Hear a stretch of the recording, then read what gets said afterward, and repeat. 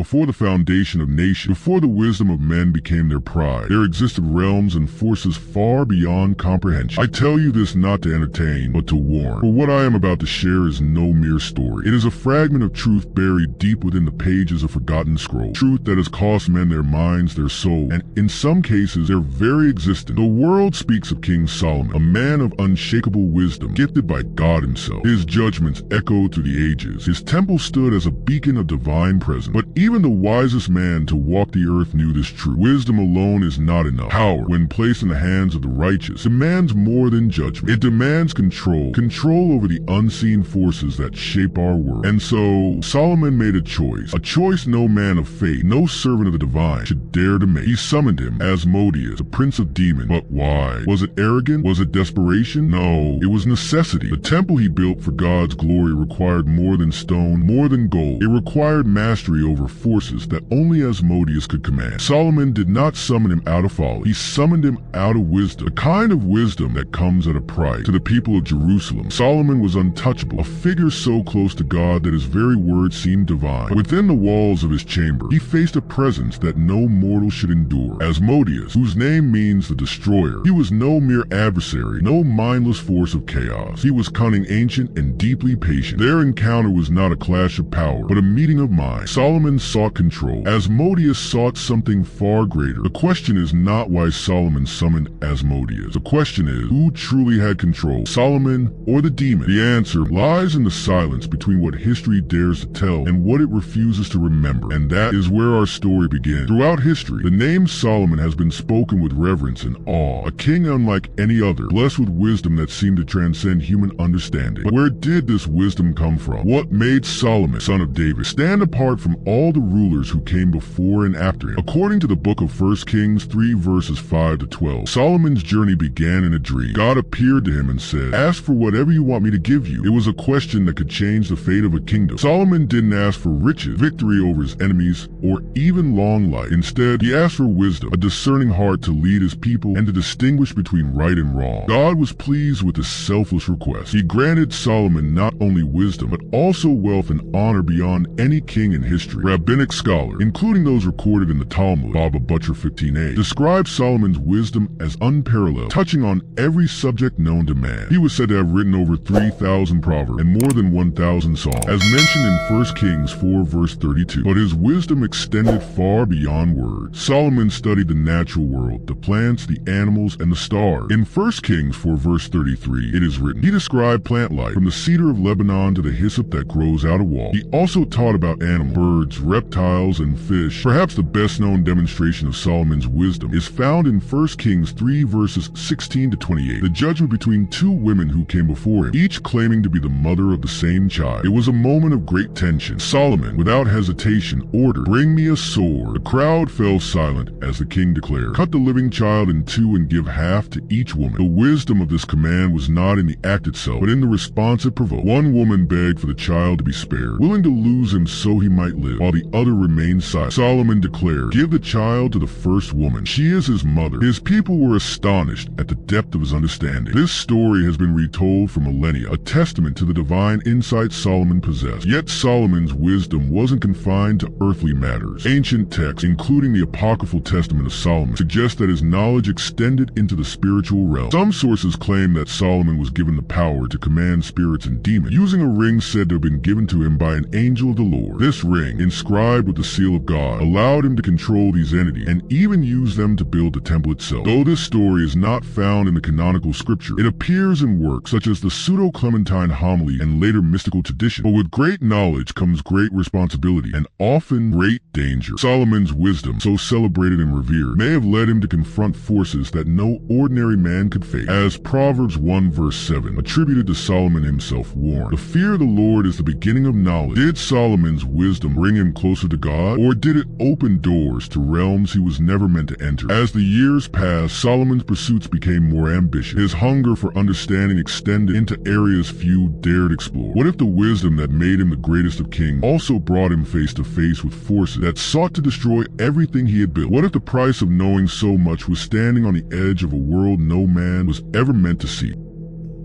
This is the story of King Solomon, the man who ruled with wisdom but walked a path that led to encounters beyond imagination. His tale is not just one of glory and triumph, but of the unseen battles that come with seeking too much. There are forces in this world, ancient and unseen, that lie hidden beneath the surface of what we know, shaping the course of life, influencing the very fabric of existence. Asmodeus is one such force, a figure whose name alone stirs fear in the hearts of even the bravest. The Prince of Demons, a being whose presence is like a shadow that grows longer and darker as the sun sets on human understanding. His influence stretches far beyond what we can comprehend, a manipulation of human desire, a master of the darkness within. But where did he come from? What does he want? Why does his story persist in the hearts of ancient texts and whispered among those who dare speak his name? This is the tale of Asmodeus, a demon of lust, pride, and manipulation, whose actions have shaken the foundations of human relationship, and whose shadow looms even today in the hidden corners of our world. He is no ordinary demon. His power lies not in his size, his appearance, or brute force, but in his understanding of the human heart. The core of his existence is rooted in exploiting what lies within us, the desires, the fears, and the weaknesses that we would rather keep hidden. Let's begin with where Asmodeus first emerges into the light of history. The Book of Tobit, an ancient text that has long captured the attention of scholars and mystics alike, introduces us to Asmodeus in the most disturbing of ways. In the story, a young woman named Sarah finds herself trapped in a cycle of sorrow. For 7 nights in a row, each of her husbands, who were supposed to be her companion, her partners in life, are killed on their wedding night. Strangely, none of them make it past the first night. Each time, they die at the hands of an unseen force, leaving Sarah in a state of despair, her heart broken again and again. She has no idea why it's happening, only that it's destroying her. What no one knows, except the demon Asmodeus, is that it's his lust, his intense, uncontrollable desire to corrupt love, that drives these acts of destruction. Asmodeus is a demon of lust, but not in the way most might think. Lust for him is not just about passion, it's about destruction. It's about using the purity of love and intimacy and twisting it into something darker. He seeks to bring chaos to relationships, to corrupt the very thing that was meant to bind two souls together. Lust for Asmodeus is not just a physical act, it's a spiritual weapon. He strikes at the heart of humanity's deepest need, connection. But Asmodeus' manipulation goes far deeper. It is not only the relationships he destroys, it is the pride he cultivates in the hearts of men and women. His pride is not like the pride of a king who rules a kingdom, nor the pride of a warrior who claims victory. His pride is rooted in disdain for humanity. He believes that humans are weak, their desires foolish, and their struggles pathetic. It is his pride that drives him to take pleasure in their suffering, his arrogance that tells him that they are beneath him. Asmodeus' pride is both a weapon and a shield. It shields him from the concerns of the mortal world. He does not care for the petty struggles or desires of those he influences. What matters to him is the chaos, the pain, and the eventual downfall of those who try to resist him. He feeds off their inner turmoil, their inability to control their own desires and emotions. For Asmodeus, human weakness is both his playground and his battleground. It's not just Asmodeus' pride and lust that make him so dangerous, however. What makes him truly insidious is his ability to exploit human weaknesses. He doesn't need to overwhelm someone with strength or brute force. No, he works quietly, insidiously, finding the cracks in a person's psyche and slowly widening them. He makes the smallest flaw seem like a chasm, a weakness seem like a chasm to be exploited. His manipulation is psychological, a dark art that plays on the desires, fears, and insecurities that dwell deep within us all. And this is what makes him so terrifying. Asmodeus is a master strategist, a planner, a manipulator of human nature. He knows what drives us, what we crave, and what we fear. He knows exactly how to turn someone's deepest desire into a weapon against them. Lust, he uses it to ensnare. Pride, he twists it to destroy. He works behind the scenes, like a puppeteer pulling the string, and the tragedy is that so few recognize it until it's too late. In some depiction, Asmodeus takes on a grotesque form, a towering figure with the body of a man, but the face of a beast. His eyes, burning with the flames of hell itself, seem to pierce the very soul of those who meet his gaze. His very presence can feel suffocating, as though the air itself grows thin and oppressive in his wake. Yet, despite this monstrous form, Asmodeus is not always shown as a brute. Sometimes, he is described as more deceptive, a beautiful, charming figure who lures his victims into a false sense of security before revealing his true, monstrous nature. But whether monstrous or charming, it is his mind that is truly terrifying. Asmodeus is not a demon who acts impulsively or recklessly. Every action is calculated, every move made with purpose. He plays the long game, biding his time, waiting for the right moment to strike. He is patient and he is persistent. His ultimate goal is not just to corrupt individuals, but to break down entire systems, families, and communities. He seeks to unravel the very fabric of human connection, leaving chaos in his wake. And now, as we sit on the edge of this tale, let's ask ourselves, is Asmodeus still at work in the world today? Could it be that his manipulations, his lust, lust and pride continue to shape the decisions we make, the relationships we build, the lives we live? Asmodeus may have been bound by Solomon, but can anything truly bind a force like it? A force that feeds on the deepest, darkest parts of the human heart? The answer, it seems, is still unknown. And as we walk through our own lives, we must ask ourselves, what weakness lies within us that could allow Asmodeus to strike? What desire, what fear, what prides are we nurturing that could lead us down the same path that Solomon once walked, a path that led him to summon a demon far beyond his control?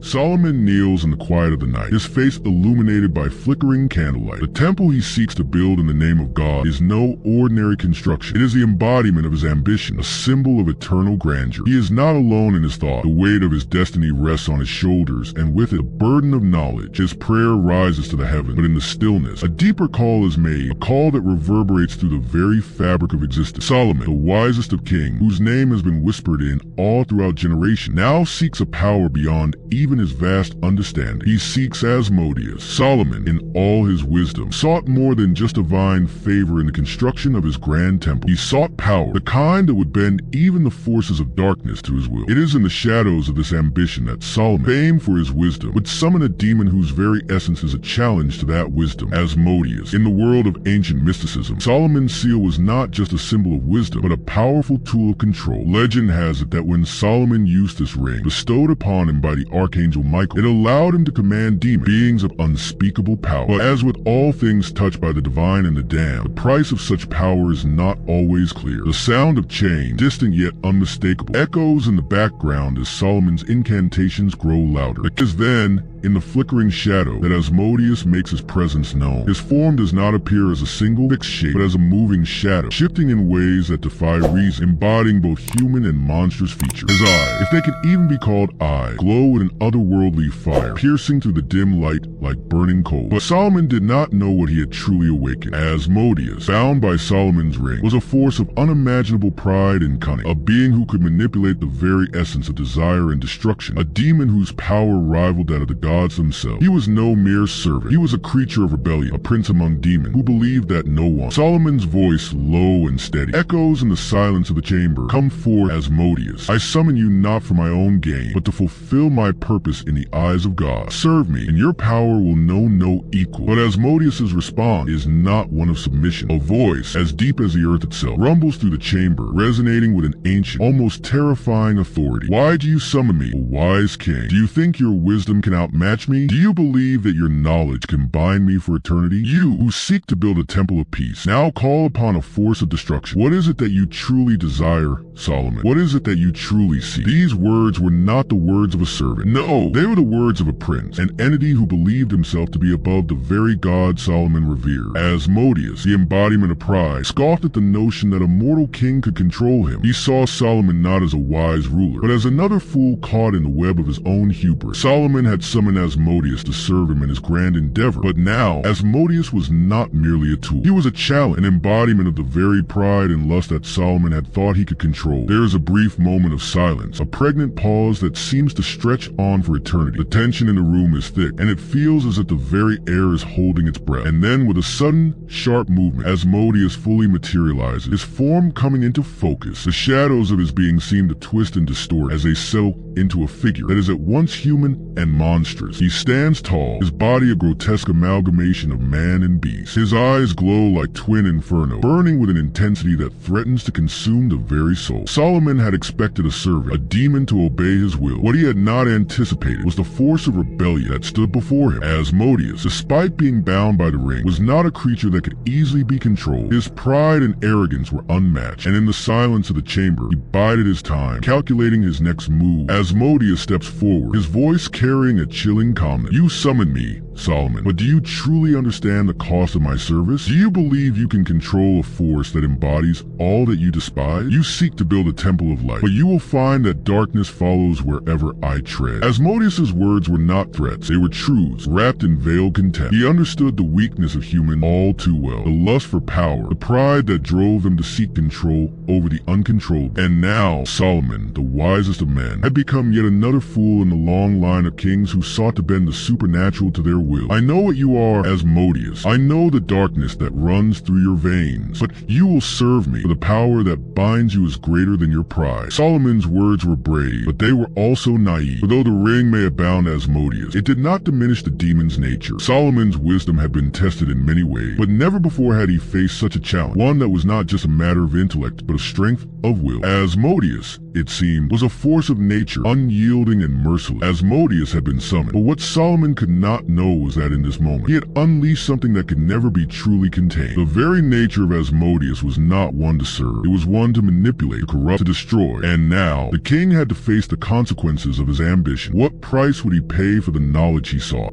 What followed was a battle not of sword, but of wit. Solomon, the wisest of kings, had summoned Asmodeus not for a clash of might, but for a contest of mind, a battle that would pit divine wisdom against the cunning of one of the most dangerous demons to ever walk the earth. Asmodeus, a being of darkness, pride, and manipulation, had been forced into servitude by Solomon's magical seal, but his spirit was far from subdued. He was a master of deception, a creature that reveled in the twisting of truth. Solomon, however, was no ordinary man. He was a chosen of God, endowed with unparalleled wisdom and unyielding faith. As they faced one another, the air was thick with tension, each aware that the other was no mere adversary. It was not brute strength or raw power that would decide this battle, but the strength of mind. The battle between Solomon and Asmodeus would unfold not in bloodshed, but in words that could either bind a demon or release him into the world to sow further chaos. Solomon's first move was calm, deliberate. He did not act in haste, for he knew that Asmodeus's pride would be his undoing. He spoke clearly, his voice steady, without the slightest tremor. "Answer me this, Asmodeus. If you think yourself wise," Solomon said, his voice unwavering. "I am neither seen nor touched, yet I guide all who walk the earth. I can bring life or death, and I am the measure of all things. What am I?" Asmodeus recoiled, his fiery eyes narrowing in suspicion. Time, a simple answer. He tried to twist it, find a loophole, but Solomon's riddles were not meant to trick, only to expose. With a final sneer, Asmodeus declared, "It is time. Time governs all." Solomon nodded slowly, a subtle smile playing at the corners of his mouth. The riddle had served its purpose, not just to reveal Asmodeus' knowledge, but to illustrate the demon's deep-rooted arrogance, his reliance on pride over wisdom.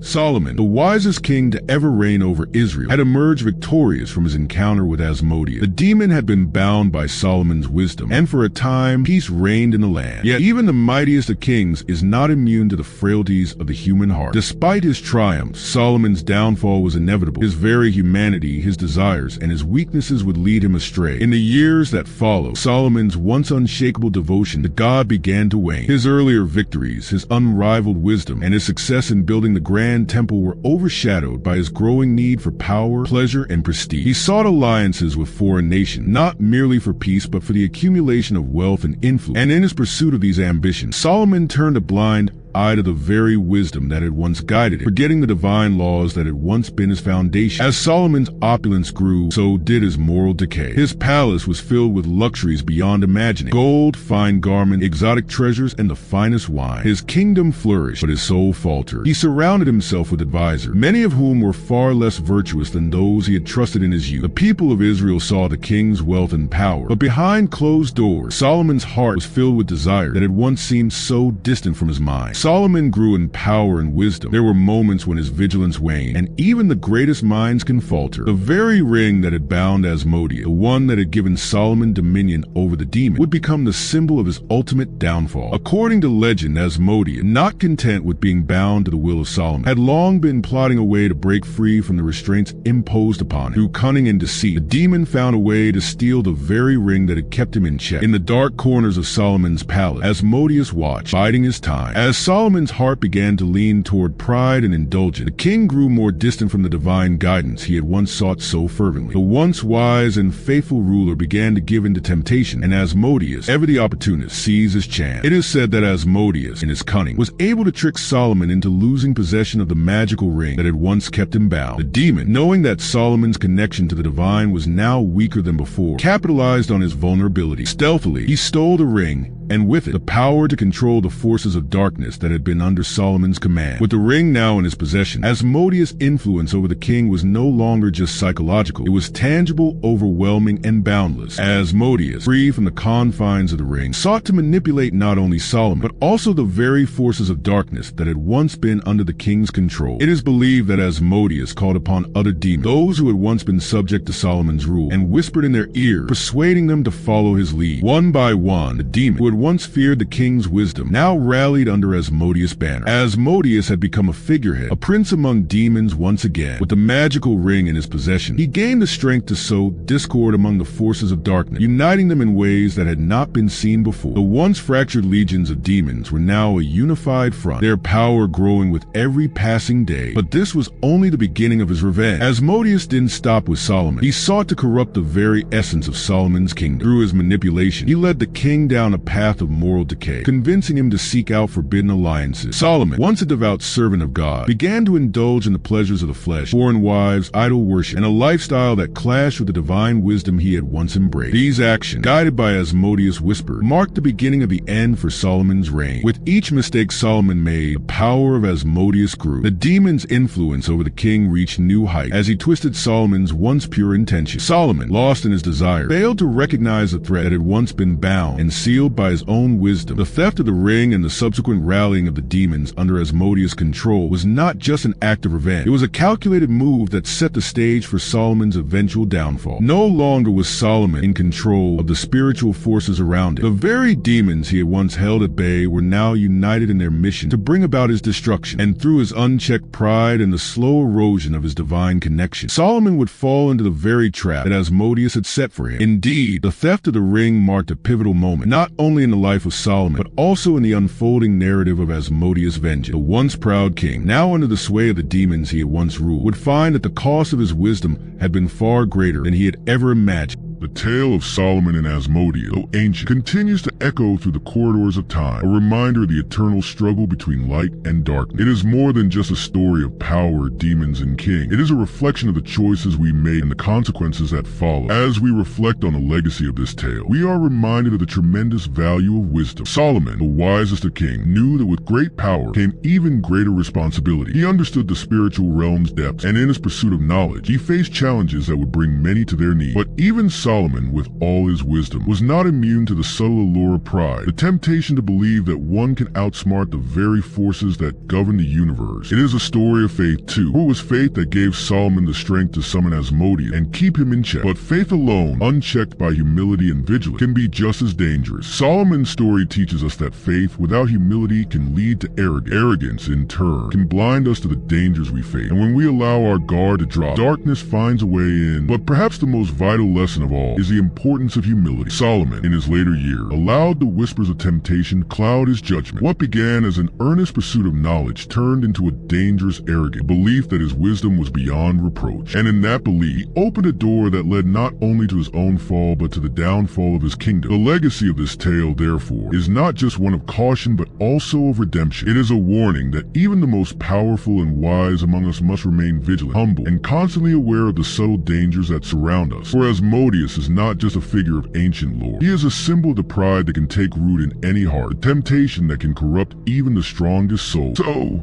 we ask you, what would you do if faced with such a cunning adversary? If you were confronted by a force that understands your every weakness, a force that knows how to exploit your deepest desire, could you rely solely on your faith? Or would you fall prey to the same vices that led even the wisest to destruction? As we ponder this, we are reminded of the importance of constant vigilance, of being humble before the wisdom of God, of walking the path with care, and never forgetting that, no matter how much we know, we are always in need of divine guidance. If you enjoyed this journey through the story of Solomon and Asmodeus, don't forget to hit the subscribe button so you won't miss more intriguing tales. We'd love to hear your thoughts, so leave a comment below and share your insights. And if you found this story captivating, make sure to share it with your friends. Let them experience this mystery with you.